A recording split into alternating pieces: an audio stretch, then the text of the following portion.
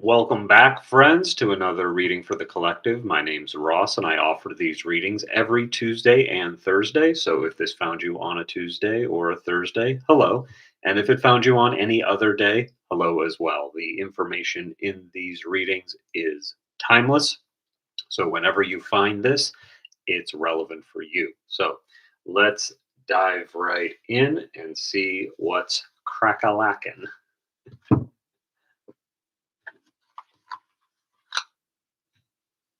And we begin as we always do, with 3 intentional breaths. You can breathe in through the nose and out through the nose or out through the mouth, whichever feels more accessible to you. If you're breathing out through the mouth, I invite you to make a little sound, a hum, a sigh as you're breathing out. So we'll do that 3 times and focus on your intention, what it is you're seeking guidance on, or what you would like some information about in your life on your journey. So breathing in and breathing out. 2 more times, breathing in and out. And last time, breathing in and breathing out.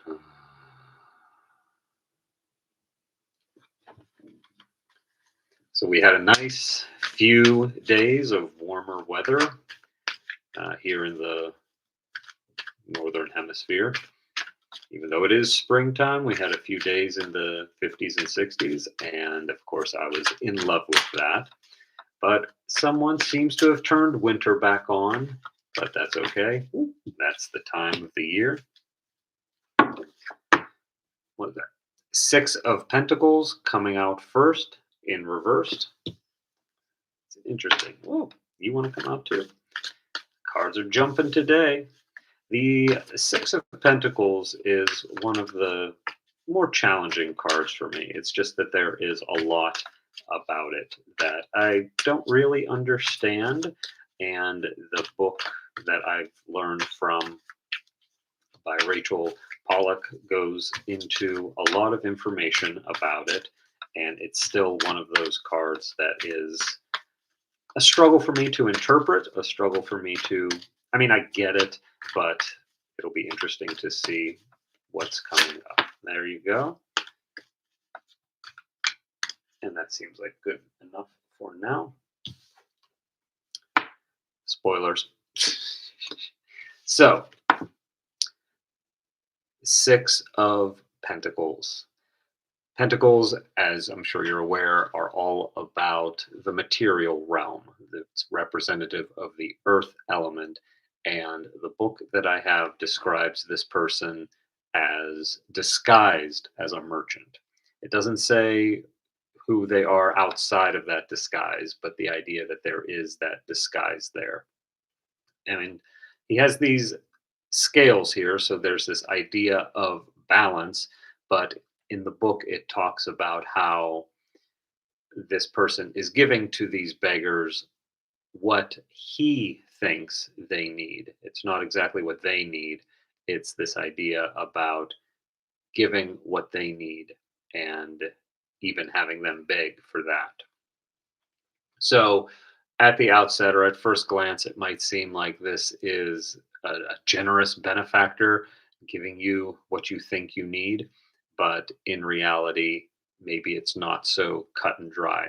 And it does come up reversed. So, we can see reversals as a blockage or an invitation to slow down, like I was talking about with the reversed Knight of Swords in the last reading, which you can check out right here. And I had something I wanted to say about this guy being reversed. Maybe you're at a point right now where you don't know what you need to ask for, or you don't even know what to ask for. In that reading that I just referenced, we were talking about how the Ace of Cups kind of represents the love of God cracking you open and this overflow coming into your life, and how that might cause you to, you know, want to shut off that flow, whether it be in your own practices or how you're moving about the world. So if you're part of that collective that found that and found this, then how do I want to say this? So you've got all of this divine abundance coming toward you, but with the pentacles, it's all about grounding that into reality. So it's this idea of not knowing with this coming up reversed. Maybe you don't know how to ask to ground it or how to receive it. I'm reminded of, excuse me, confirmation burp. There is a woman that I met at one of the Reiki shares here in the Pittsburgh area, and she talks about how she would always get sweaty when the energy was moving through her, and how that was a clear sign that it was working. But she wasn't. She didn't enjoy it, and I mean, who does love sweat? I was thinking of I was thinking of songs that have sweat, like Black Sweat by Prince, but there's that other one that's like, gonna make you sweat. Everybody dance now. C C plus C Music Factory or something. I don't know. It's not. Back to this. I'm caffeinated today. Uh, this woman was always sweating as the energy was moving through her. And one of the other practitioners suggested, have you ever thought about asking them to, them being the guides, the energy, the source on the other side? Have you ever considered asking to not get sweaty when that energy is coming through? And she hadn't. And it was like a light bulb moment for her. So forget why I was making that point. I got distracted with everybody dance now. Bow, bow, bow. You might not know what you need to ask for. So let's see if we can get some insight into how to ask or what you're asking for. Ooh, High Priestess reversed, and I believe she was also reversed again. And yeah, this is, whew, yeah, this is showing me someone who is not only cut off from their material needs, but also has cut themselves off from their intuitive needs. And it makes sense if you've gotten this, blast of light and love from God, source, whatever you want to call it, coming at you.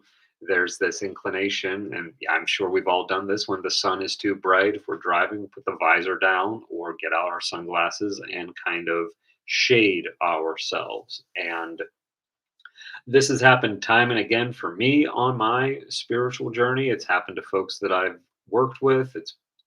It's happened with friends that I know that are also on this journey, that there comes a moment when it almost seems like it's too much, that there is this uh, inclination or desire to turn away from the light, to turn back to whatever it was you were doing before your awakening. But as I'm sure you're aware, if you found this, you're on that journey. But even if you're not on that journey and you're just scrolling and letting your brain rot, if so, go touch grass after you're finished watching this. If it's safe and accessible for you there.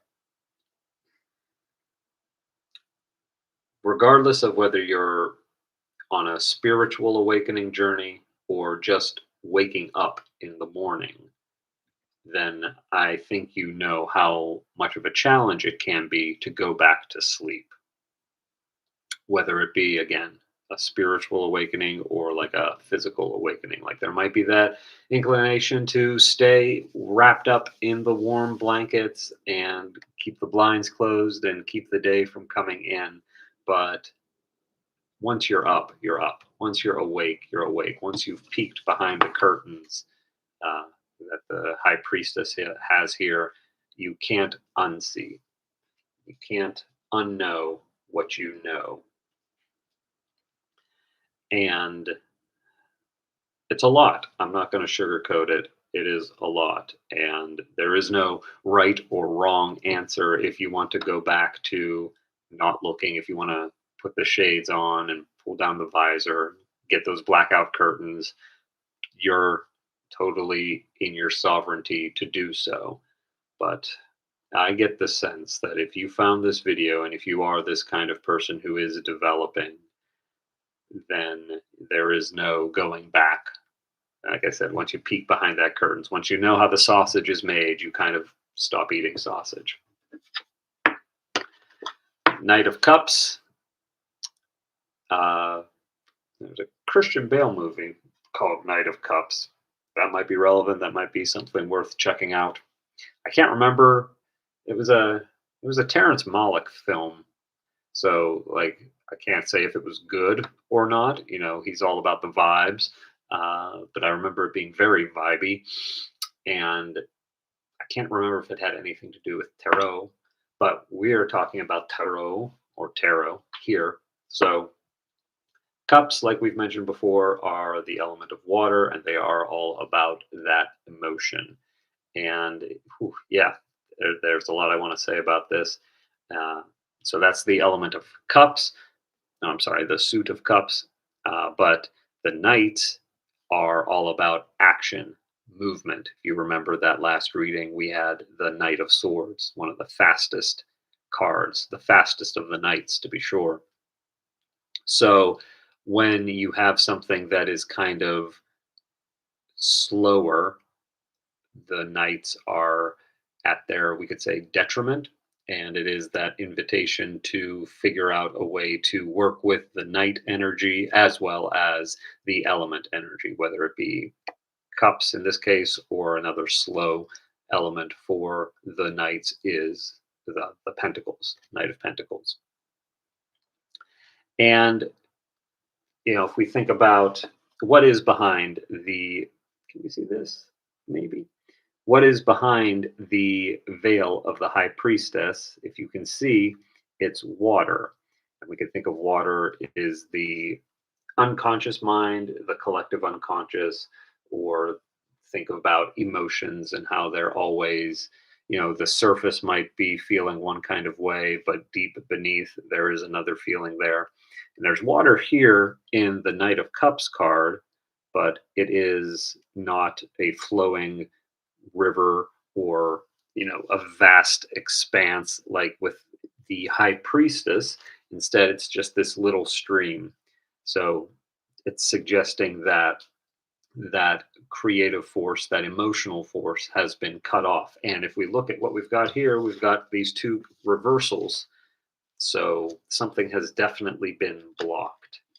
And since we are talking about emotions and creativity and the love of God coming into us, it feels like it's that willingness to be in that or accept that.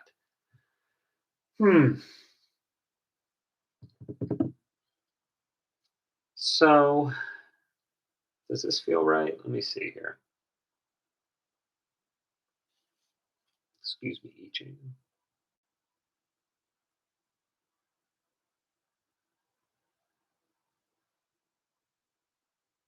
I'm just trying to get a sense of what you might need. I'm waiting for that poll. Waiting for, yeah.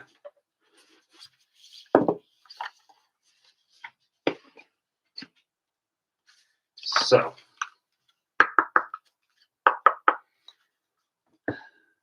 what do the folks need to see from this deck?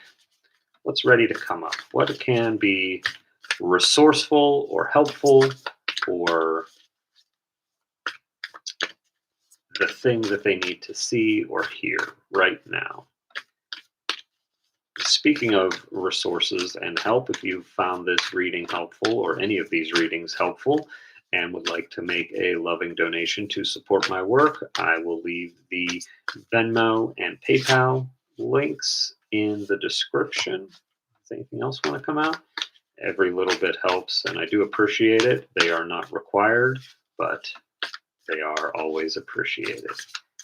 What else wants to come out? What else does the collective need to see, hear, or know? You as well. Anything else? Anything else?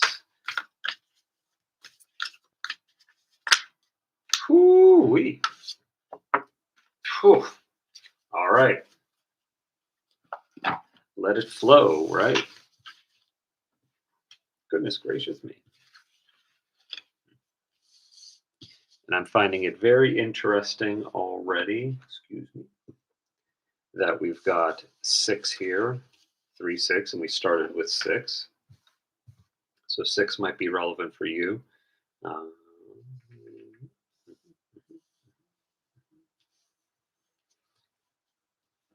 Now you might see that this new moon card came up reversed. I don't really use reversals for these. We do have a new moon coming up. If not this weekend, then within the next few days, mm, the 17th or about there, maybe the 19th. Yeah, so let's just see what we've got here. So we've got Truth 25. We've got Full Moon 29. New Moon 45. Fire 27. Past Life 14. And Release 42. And the Past Life one is an interesting one. That's kind of what I want to start with here. Can we do this so we can see them all? Uh, because I want to start with the past life because that kind of gives some color to the idea of shutting yourself off from your creativity or your connection with God. Maybe there was something in a past life where you were ridiculed or seen as a heretic or some kind of religious persecution. Maybe your ideas weren't supported by the community. Maybe your faith was seen as blasphemous. And the fact that we've got the high priestess here, maybe it had something to do. And the 2 moon cards, yeah, that seems relevant. Maybe this was just something like something as simple as the fact that you were a witch or a pagan, some kind of earthbound feminine faith, and the patriarchy, Christianity, whatever form it took, was snuffing you out and doing away with those kinds of pagan, so-called pagan religions.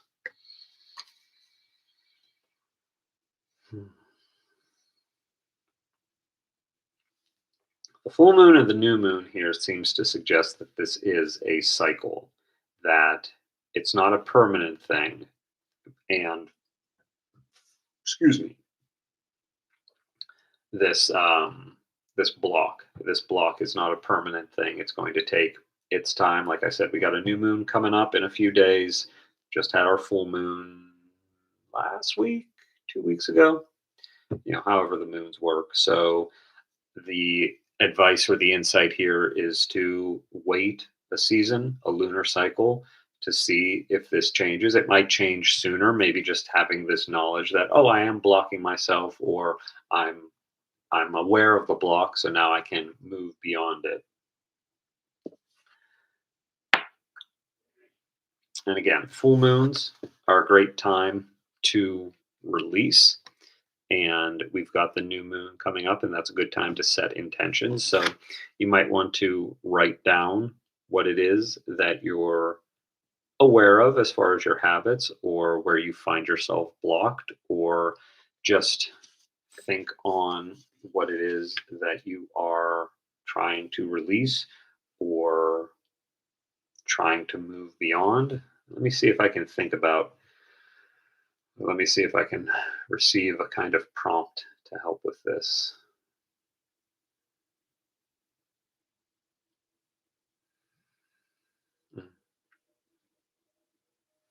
So this prompt comes from the work of Caroline Myss, Myss, and in her archetypes lecture, she has this great question that is, it's a great icebreaker. It's a much better question than what do you do for a living, and it definitely gets to the meat of a person. The prompt here that you can journal on with the moon is,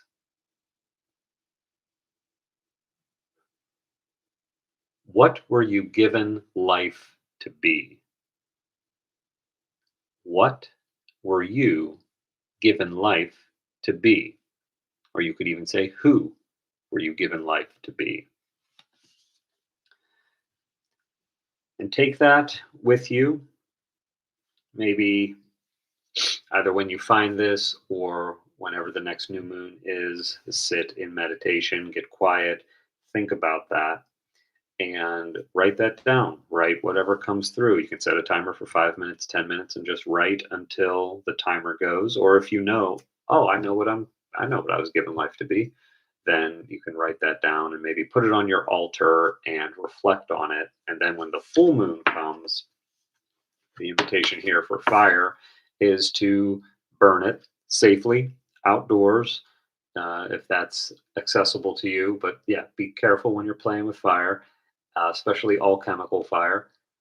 And when the full moon comes around, maybe you burn up whatever it was you wrote to kind of release that, release, release that into the ether, into the heavens, into the cosmos, to say that I'm ready to let this block be removed so that I can now receive what is my divine birthright. And we will close today, as we always do, with the wisdom of Hafiz.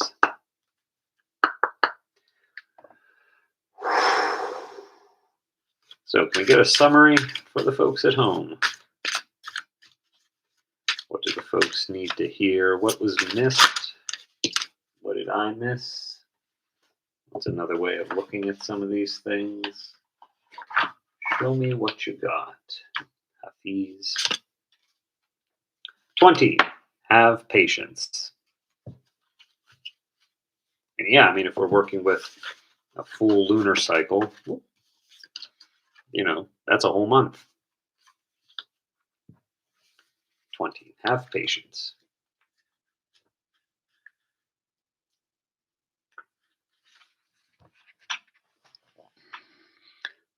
The moon, asked about her luminosity, said, I am a master of patience. It will happen. Perhaps not exactly as you imagined it, perhaps far better, but it will happen. Have patience during the in between when you can't see the results of your hard work and diligent investments. There are forces moving on your behalf far beyond the realms of sight. Trust them. They are bringing you precisely, with divine timing, what you need to bring your soul into the fullest expression of itself. Yeah, can't say it better than that. Um, and I know how frustrating it can be to be told to be patient or to have that invitation into patience. But I think that's really all that we can do. And it's an invitation as well to remember your practices, deepen into them if that feels relevant.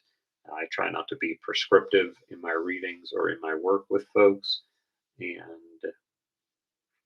trust what resonates for you and leave the rest. Okay. Pop that down there. Is that a little bit better? Should have done that a while ago. All right. Well, I think this has gone on long enough and that feels complete regardless. So I want to thank you, as always, for tuning in. And remember, I post new videos every Tuesday and Thursday. So be sure to do all the YouTube stuff, like, subscribe, and share if something in this was relevant for you. 2424 as I'm saying that. And until we meet again, my friends, I wish you nothing but peace, love, and happiness from this day forward. Take care.